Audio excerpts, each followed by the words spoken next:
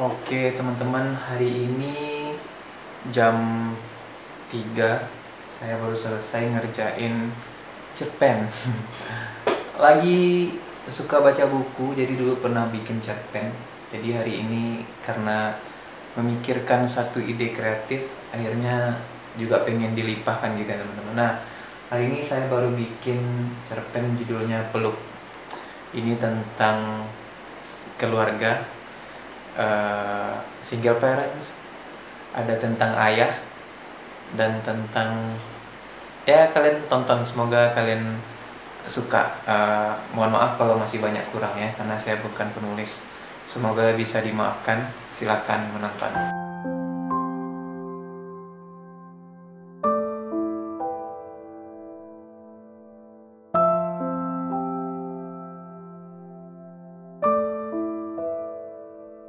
Dari dalam ruangan kamar, terlihat jelas di sela-sela jendela terpancar sedikit cahaya rembulan. "Udah subuh aja," ujarku. Sambil mencoba bangun dari tempat tidur, sembari mencoba agar pergerakanku tidak mengganggu dua orang buah hatiku yang sedang terlelap tidur. Benar, aku punya dua orang anak. Yang paling besar itu perempuan, pintar, mandiri. Walau usianya baru 6 tahun, tapi dia selalu membuat aku merasa bahwa di dunia ini hanya dirinya yang paling mengerti diriku. Namanya Dina, itu pemberian dari ayahnya. Diambil dari kata dino, biar dia kuat, siap menerjang liarnya dunia. Nama yang kurang pantas untuk seorang wanita. Referensi yang aneh memang, mengadopsi sebuah film hewan purba yang sudah punah, yang suka memakan manusia. Untung saja Dina nggak niruin sesi gelapnya perilaku seekor dino. Yang satunya lagi berusia 2 tahun, namanya Naka. Ini juga pemberian ayahnya, karena setelah banyak kesibukan, akhirnya sang ayah mencari kesibukan lain menonton anime, film kartun yang gak jelas untuk mengisi waktu luangnya. Dan kalian pasti tahu, anime yang dijadiin referensi untuk nama anak kami adalah One Piece. Asal katanya nakama, panggilan untuk para penggemar. Aneh memang, tapi ya begitulah suamiku. Satu-satunya orang sebelum Dina lahir yang sangat mengerti aku. Kami semua sayang padanya, karena pribadinya yang lucu, penyayang, dan humoris. Sepulang kerja, suamiku pasti menyempatkan sebisa mungkin untuk membawakan buah tangan untuk anak-anaknya. Ketika Dina dan Naka mendengar suara mobil ayahnya, selalu mereka bergegas berlari menuju pintu masuk dan menunggu dari balik pintu jeruji besi yang kami bikin biar anak-anak kami tidak lari-lari ke jalanan. Karena sebenarnya rumah kami memang berada di pinggir jalan. Yang paling kegirangan malah yang paling kecil. Di usianya ketika itu 1 tahun 6 bulan, kata pertama yang dia ucapkan adalah ayah. Beberapa hari setelah itu, bukan kata bunda yang dia ucap, malah dia melontar kata aneh yang cuman ayahnya ngerti. Mim, ucapnya, yang artinya es krim. Jauh sih, tapi ayahnya bilang begitu ya begitu. Tapi sesayangnya kami kepada si ayah, ternyata Tuhan lebih sayang kepadanya. Si ayah sudah mendahului kami karena serangan jantung. Hal itulah yang akhirnya memaksa aku untuk berani bekerja menjadi single parents yang harus menjaga kelangsungan hidup kami bertiga. Aku terbangun dari tempat tidur. Badan yang masih berasa pegal, pundakku yang terasa sakit, lenganku juga terasa nyeri. Karena setiap malam, Naka selalu rewel ingin digendong kalau sudah waktunya tidur. Gak pernah tuh ada ceritanya, jam tidur ya langsung tertidur. Dan tiap kali terbangun, aku juga harus bangun kembali menggendongnya, agar dia juga kembali pulas ke dalam lelapnya tidur. Sembari lirih aku bernyanyi lagu Hey Tayo. Aneh memang, anak kecil biasanya tidur dinyanyikan lagu Nina Bobo, Naka malah pulas kalau dinyanyikan Hey Tayo. Memang sih Naka suka banget sama mobil-mobilan. Walaupun digendong, di tangannya wajib tuh menggenggam mobil-mobilan bus kecil berwarna biru yang kalau kita lihat di YouTube namanya ya memang Tayo. Proses Naka tidur gak segampang itu, gak segampang menyanyikan lagu Hai Tayo. Ada drama berontaknya, drama tangisnya, dan drama jeritnya. Tapi semua itu pasti berlalu. Lambat laun dia juga tertidur. Tetapi walau bagaimana juga, tidur yang terganggu membuat kita bangun dalam keadaan tidak bugar. Ya, tapi ini semua tanggung jawab. Aku bergegas menyiapkan diriku sendiri. Karena pagi ini seperti biasanya aku harus ke kantor. Karena di perjalanan kami tidak mau larut di dalam kemacetan. Jadi aku memilih berangkat lebih pagi. Takut telat memang, karena pimpinan kami di tempat kerja sangat tidak bisa melihat karyawannya telat. Bisa kemana-mana tuh jadinya. Yang gak salah bisa dicari salahnya. Ya semuanya dijadikan persoalan, biar kekesalannya bisa terlampiaskan kepada kita. Setelah aku bersiap-siap, aku kembali ke kamar dan membangunkan Dina. Tanpa harus bernada tinggi, dengan usaha yang sangat minim, suara lirihku saja bisa membangunkan Dina. Begitulah anak kami yang paling pengertian. Tanpa mengeluh, Dina bangun, duduk, kemudian membiarkan dirinya sejenak menghirup udara di dalam kamar. Dia bangun, langsung menyiapkan dirinya sendiri. Meskipun baru kelas 1 SD, Dina anak yang sangat mandiri. Sembari menunggu Dina mandi, aku menyiapkan bekal dan sarapannya Dina. Kami berdua bersiap-siap di waktu yang sama. Setelah selesai, segera kami berangkat dan menggendong Naka untuk masuk ke dalam mobil. Walaupun sambil digendong ke dalam mobil, Naka tidak akan bangun selama di perjalanan. Karena capek mungkin ya, tiap malam sering terbangun saat tidur. Hal itu juga yang bikin aku berangkat ke kantor dengan kondisi tubuh yang gak pernah fit. Sebelum berangkat ke kantor, kami singgah ke rumah nenek, menitipkan Naka untuk dijaga. Nanti sepulang kerja, yang mana bertepatan dengan Dina pulang sekolah, kami menjemput Naka kembali untuk dibawa ke rumah. Di dalam mobil hanya terdengar suara deruman ban mobil, hening. Tidak ada suara berisik dari musik atau hal-hal lain di sekitarku. Selain isi kepalaku tentang pekerjaanku di kantor. Bagaimana tidak? Partner kerjaku sudah berhenti bekerja karena sudah tidak sanggup bekerja di bawah tekanan dari bosku yang toksik.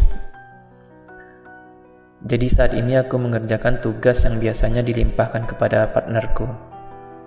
Kalian berpikir bahwa aku kuat? Tidak. Aku hanya tak bisa melakukan hal yang sama. Temanku masih lajang, sementara aku punya tanggungan.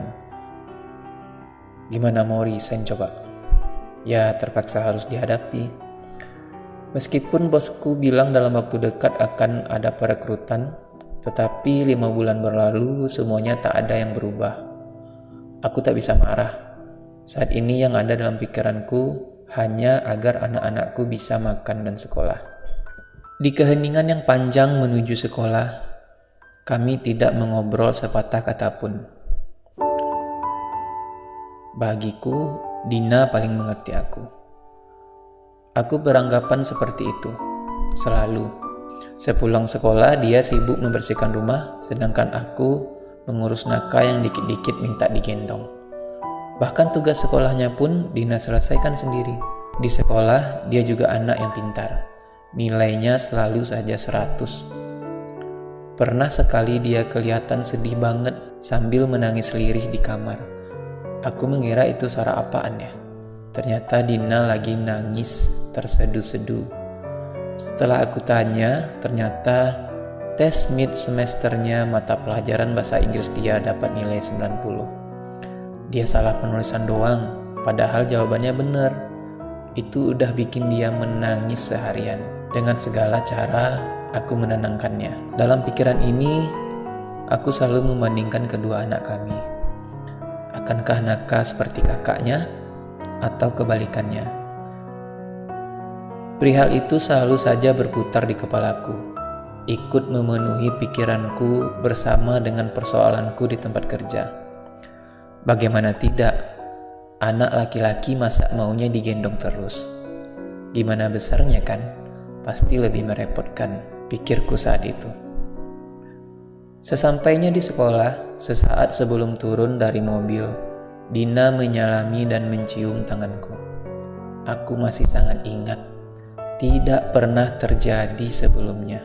Di antara dari semua kesunyian ketika itu, dari bangku tempat dia duduk, dia menatapku kemudian tersenyum sangat lebar, sampai matanya yang besar dan bulu matanya yang panjang tenggelam dalam lekukan senyumannya. Kemudian ia berkata, "Bunda, semangat ya kerjanya. Bunda pasti bisa."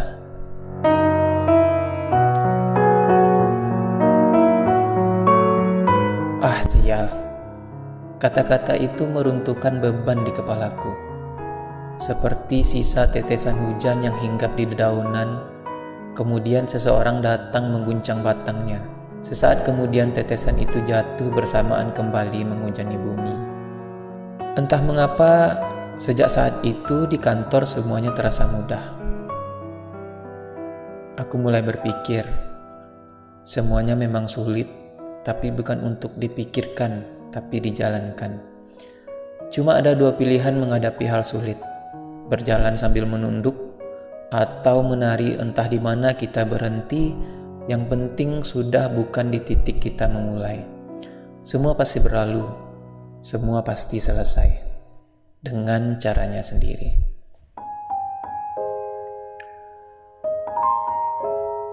Tepat pukul 15.00, aku membereskan meja kerjaku yang sudah pasti berantakan.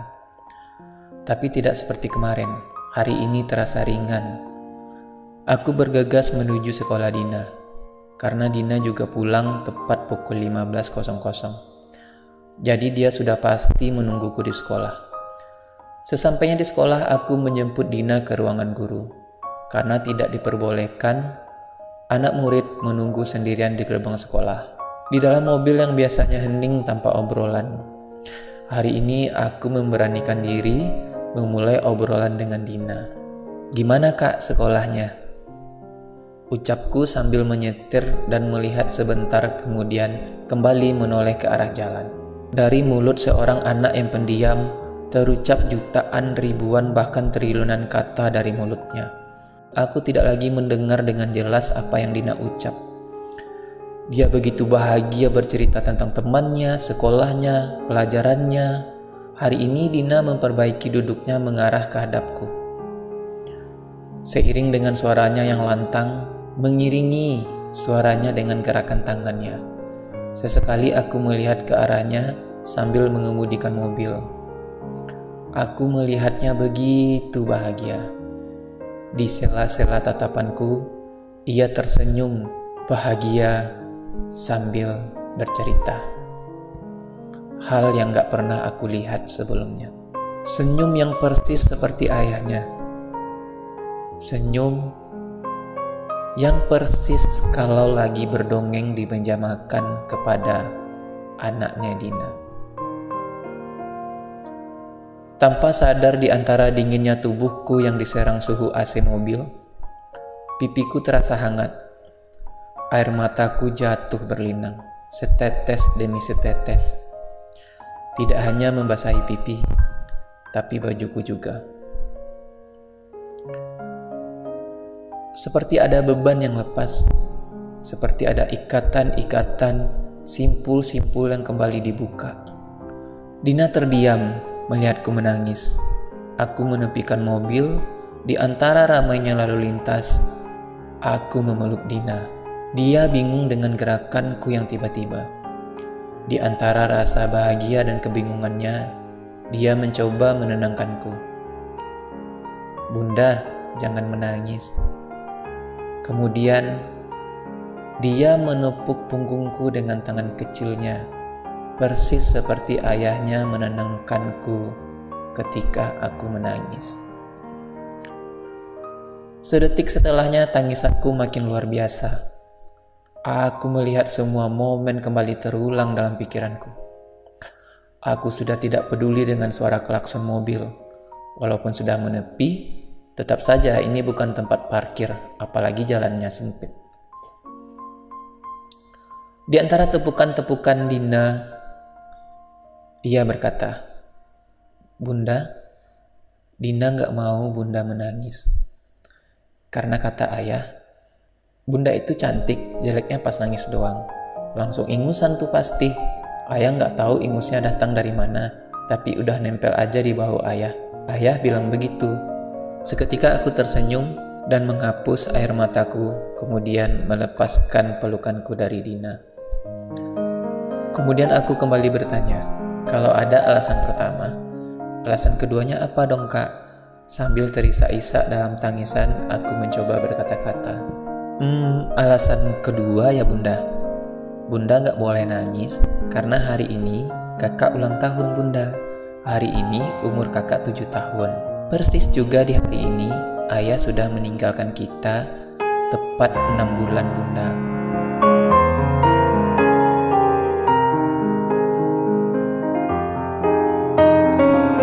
Memori ini tersimpan dalam ingatannya, dalam dan begitu dalam, karena bagi Dina, momen dimana tepat setelah dia meniup lilin ulang tahunnya, ayahnya tiba-tiba jatuh sambil memegang dada. Kemudian dilarikan ke rumah sakit dan sudah tak bernyawa. Sontak ingatan itu kembali muncul di kepalaku. Aku kembali memeluknya. Maafin bunda kakak, bunda terlalu sibuk untuk bekerja. Dina menjawab, tidak masalah bunda, kakak tahu bunda melakukan semuanya demi kakak dan Naka. Kakak selalu ingat kata ayah. Ayah pernah bilang, kalau ayah sudah gak ada, jangan pernah bebani pikiran bunda ya kakak. Kakak harus jadi anak yang pintar, yang bisa bantu bunda dan jaga adik. Ayah bilang gitu setiap kali ayah ngantarin kakak pergi sekolah. Sesampainya di sekolah, ayah balas cium tangan kakak, terus bilang, semangat kakak sekolahnya, kakak pasti bisa.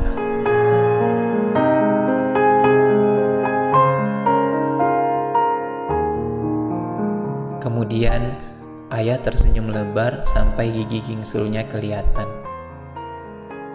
Persis seperti yang kakak lakukan tadi pagi ke bunda. Karena kakak pikir, itu senyuman dan ucapan yang paling luar biasa yang pernah kakak dengar. Kakak kira bunda juga bisa tenang karenanya.